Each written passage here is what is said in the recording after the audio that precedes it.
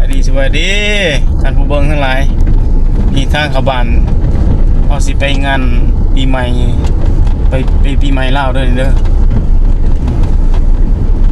เบิ่งพี่น้องสวัสดีพี่น้องมื้อนี้สิไปเขาไปร่วมงานมัดแขนปีใหม่ลาว2568เนาะนี่เมืองลาวเด้อเด้อสิไปหาพ่อเพิ่นนี่ไปเบิ่งพ่อเฮียนมัธยมขอนแก่นได้นี่ทางเขาเฮียนทางนี่ผูกแขนดูพี่น้องสิผูกแขนได้นี่ได้นั่งมามวน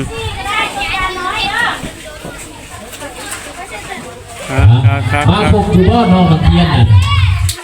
นี่ทีมงานพบทุกคนดูบ่ทีมงานสิเล่นปีใหม่เด้อเด้อญาติมาแต่เพื่อนแล้วนะเพื่อนทำใหม่ทีมงานสิเล่นปีใหม่นี่บ่ได้เด้เนาะนี่จะไปลักเซาไปนาทรายเดี๋ยวยันไปนาทรายเนาะเอามานำอยู่บ่เขาจุ่มยังชื่อน้องนี่จุ่มบางอย่างนี่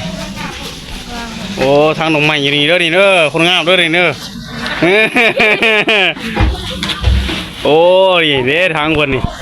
พดเสร็จเยอะก็นำพดล้อนี่มาอันนี้อยู่มอได้มอหนึ่งชื่อยังชื่อยังก็ชื่ออามี่โอ้สมัยยานกล่องไปในอามี่อันนี้สมัยเข้าเปิ่นบนเลย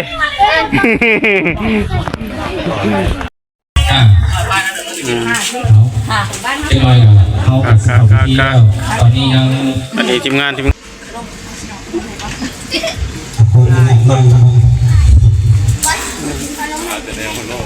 ผู้ที่หนึ่งอาจารย์อยู่ในวันเสาร์นี้นะเป็นการประกอบส่วนผู้ที่สองคือท่านบุญทองแก้วมหาไซอันนี้เป็นการประกอบส่วนผู้ที่สามก็คือเป็นการประกอบส่วนสื่อหลักเรื่องการศึกษาของเจ้านครไกรสอนผู้บริหาร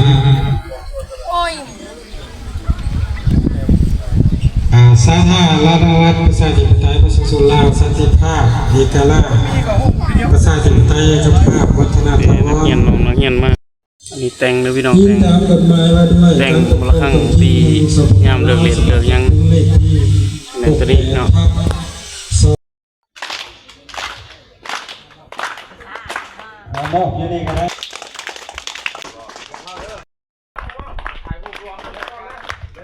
ถ่ายรูปรวมกันนี่อาจารย์เป็นหมอบเป็นนมให้นักเรียนนะ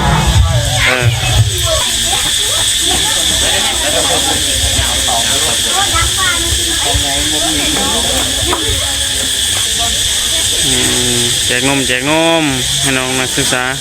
น้องนักเรียนบ้านขอนแก่นห้องเนาะเลยพอดูเลยบ่นี่เด้อดูเลยแซ่บไรเอาแบบอาบโหลดเยี่ยม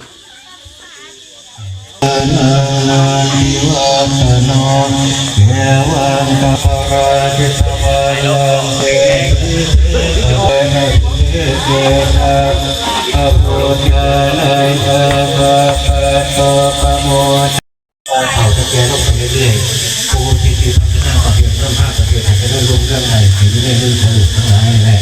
กับพยาทางการจะถูกยาอกอะไรต่างๆการสั่งให้เราเรียนในงานพัฒนาเรียนรู้หลักใจ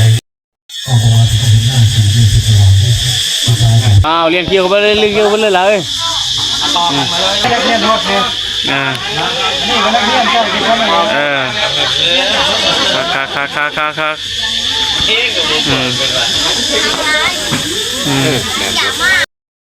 มาหนังมาแป้งมาทับชีเดอร์น้องนักเรียนเป็นครูแขนเยอะคนมาหาเลาะเลยนี่มาแป้งเซอร์เลอร์ครูอาจารย์มีทีมงานอ๋อมาแคนเนาะมาแต่บนแคนครับแล้วแคนมองมาเห็นยังหน่อยก็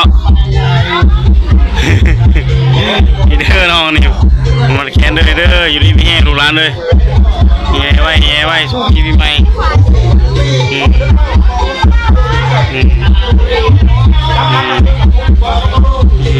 มัดแขนได้มัดแขนมื้อนี้ปีใหม่นี่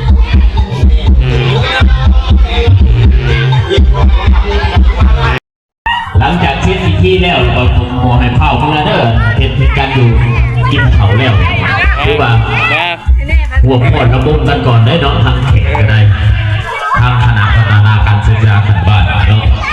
ทาง4บ้านของพวกเขาเนาะเอาจนเกิดทำคนละคนนี้นะแล้วก็มีหนัก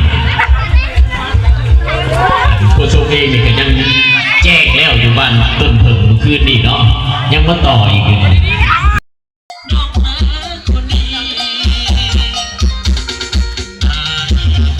เอาสมาธิเด้อคัก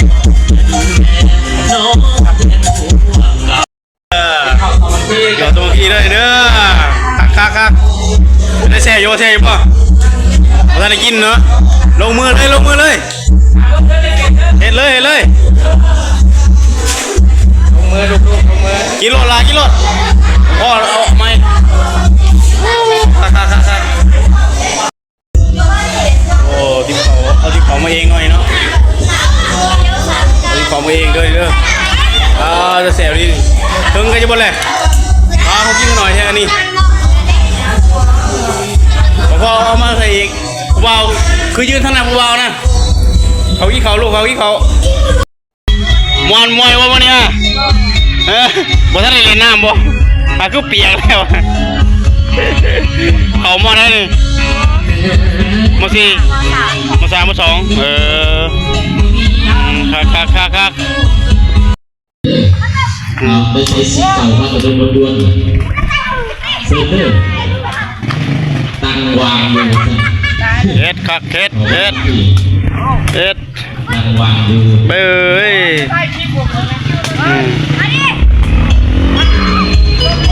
โอ้ยหลายทางวงหลาย